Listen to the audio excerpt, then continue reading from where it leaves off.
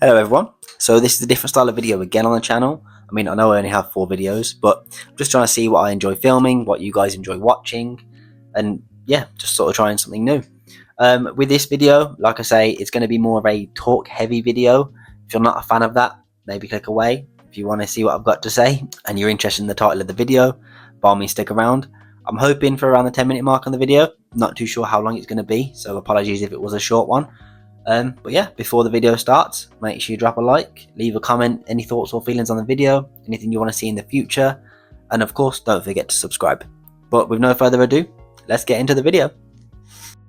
A question I get asked quite a lot, believe it or not, on Instagram and things like that, is do I regret selling the Mark 6 and keeping the E46?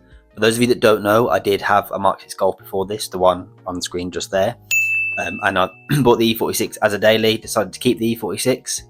Well, that basically brings on to the premise of the video and probably why you clicked this week's video, to be honest. Why you should be buying a BMW E46 in the year 2024, in my opinion. What do you mean? Why would I buy a 25-year-old car? I'd never buy a car that old. Now, I might be a bit biased because I own one, but yeah, this is my video as to why you should buy an E46 in 2024. To jump straight into it, the main factor you're probably thinking about when looking at purchasing a car, especially at the current times, is the price of the car.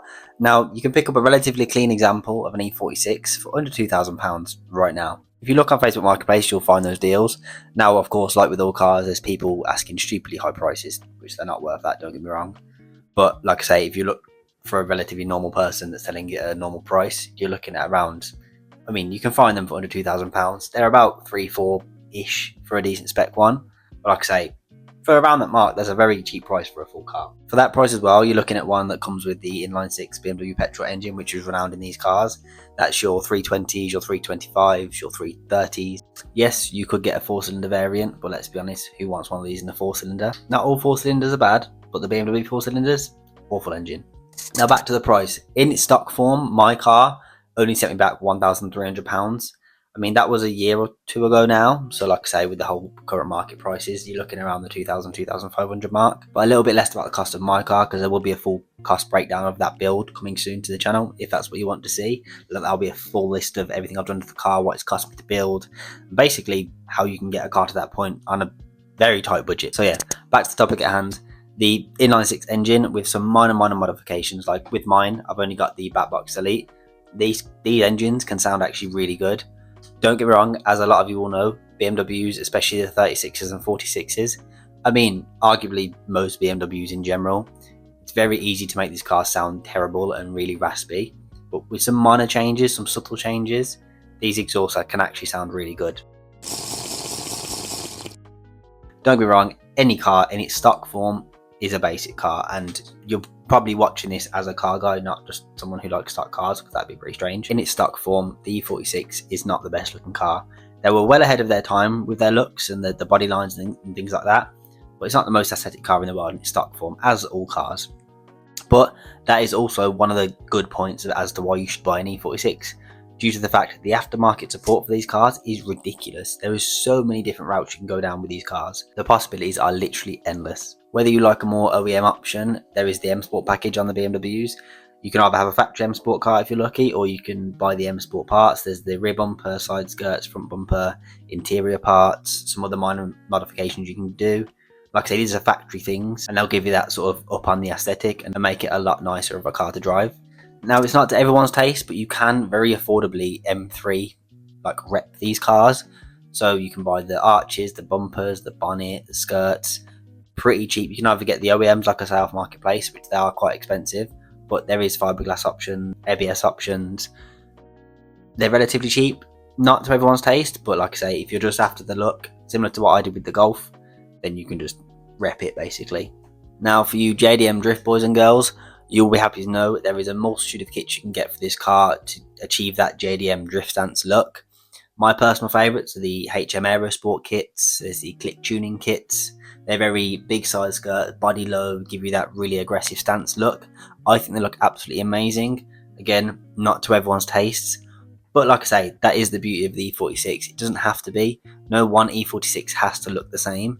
Regarding some of the styles and the looks of the cars not being to everyone's taste, one thing that you can cater 100% to everyone's needs is the actual variants of the E46.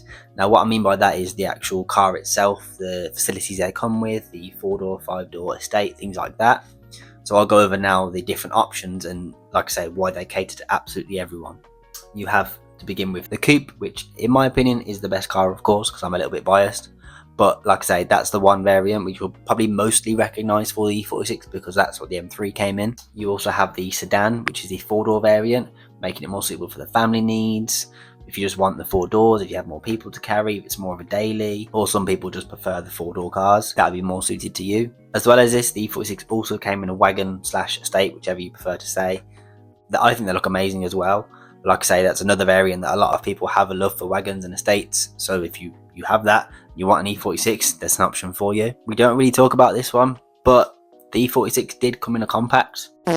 But we can leave that one in the past. We don't need to bring that one forward. You shouldn't buy that one in 2024. Now, it doesn't even stop there when it comes to different variations of the E46, because from the span of, I think, 1998 to 2003, is what's referred to as the pre-facelift E46, which is my variant. The 4-door and estates have slightly different headlights, but in general that's the pre-faced look. But 2003 onwards, obviously until they stopped production of the E46, they gave a facelift to the E46, which with the facelift E46, BMW gave the car a more updated look.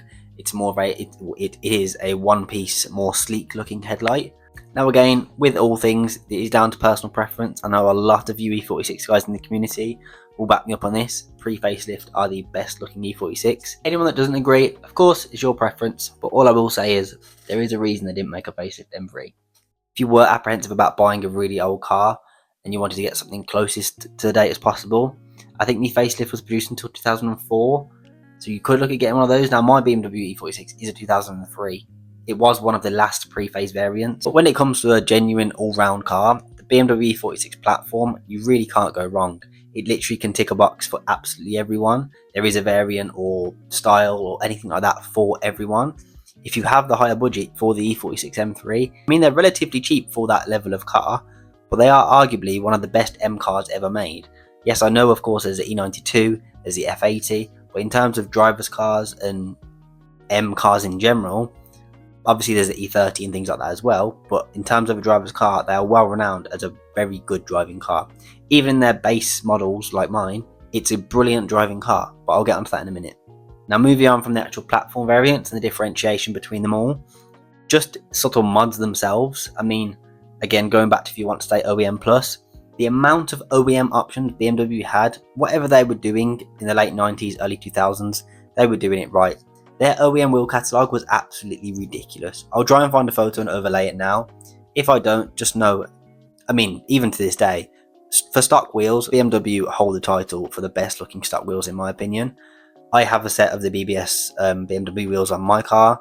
There's other BBS collaboration wheels that BMW did back in the day. Mine, like you know, are from the E39. Like I say, there was a wide array of wheels you can pick from BMW, bear in mind. OEM wheels. That's not even accounting for the aftermarket options you can choose for this car. On the topic of aftermarket, the amount of stuff you can do with these cars, like I say, I'm going to use the word a lot, but it's quite literally endless. There is endless possibilities for these cars. Spoilers, suspension, exhaust, headlights, tail lights. That's not even accounting for the interior. You've got CarPlay, seats, steering wheels, handbrakes, short shifters, absolutely anything really you want to do. Anything you can think of doing or messing with on a car, there's a part for it or a company that makes it. Don't get me wrong, as with all cars, whether it was produced in the 80s, the 90s, the 2000s, if it was made yesterday, there's going to be negative points for the car, especially as of now. The BMW E46 platform is about 25 years old, so it's pretty much a classic car now. Like with any car, especially an old car, they require a lot of TLC, a lot of maintenance, just to make sure they are running right for a long time. So continuing on from the point of maintenance and the TLC of a car, if you act upon these things preemptively and do what I like to call preventative maintenance, you will be fine. And your car will pretty much run forever as long as you maintain it. As long as you are acting on that preventative maintenance, you will be set and your car will run for a very long time and well. If you do this as well, the parts for E46s are so cheap. I mean, don't get me wrong, there of course is parts that are expensive, but there's manufacturers now like FCP Euro, you have Melli, you have Sachs, you have Febi. These are all remanufactured parts, or I mean FCP Euro, I think they have lifetime warranty on parts, which is crazy.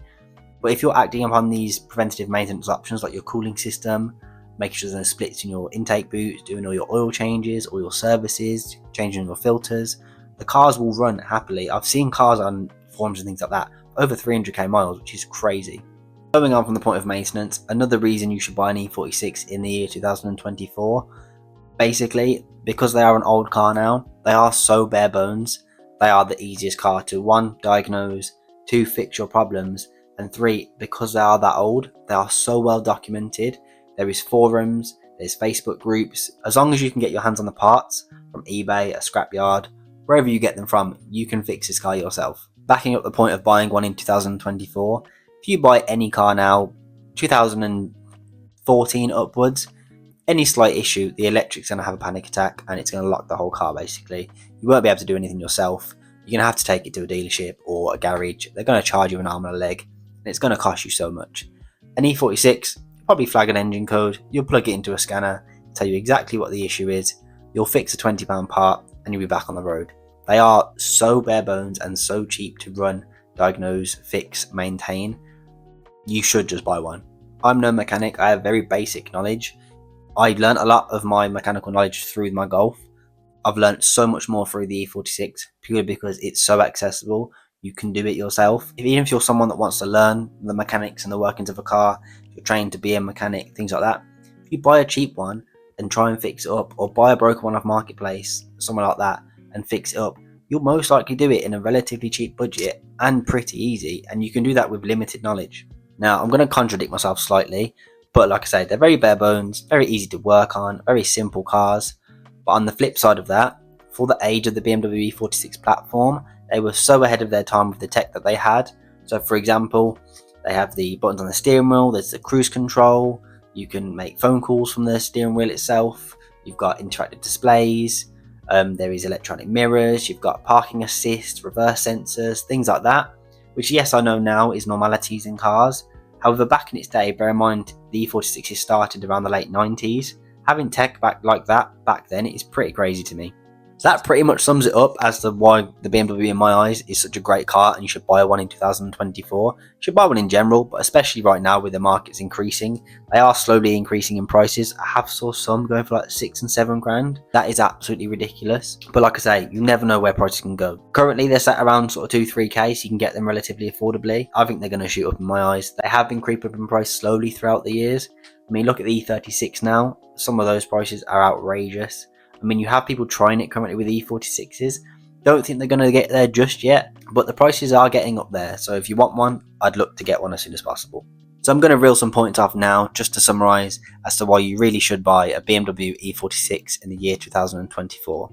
We've got the price, we've got the engine size variants, we've got the model variants, we've got the aesthetic route you can go down with the car, we've got the availability of parts, we've got the aftermarket support, we've got the general support of the cars because they've been about for so long. We've got how driver focused they are, the fact that they were so ahead of their time with the current tech they have. There really is an E46 for everyone. And like I say, as time goes by, they are getting harder and harder to find clean examples of these cars. So I would suggest looking, if you do want one or you are thinking about getting one, I would suggest trying to get one really as soon as possible. So that pretty much sums up the video in all honesty. Again, I'm a little bit biased. I'd want everyone to own E46s because I think they're amazing cars. But yes, if you are looking to buy an E46 in the year 2024, definitely do so, and definitely do so fast because they are getting harder and harder to find. If you have any questions, ask them away in the comments. I'm not some E46 expert, but I'll by all means do my best to answer them for you.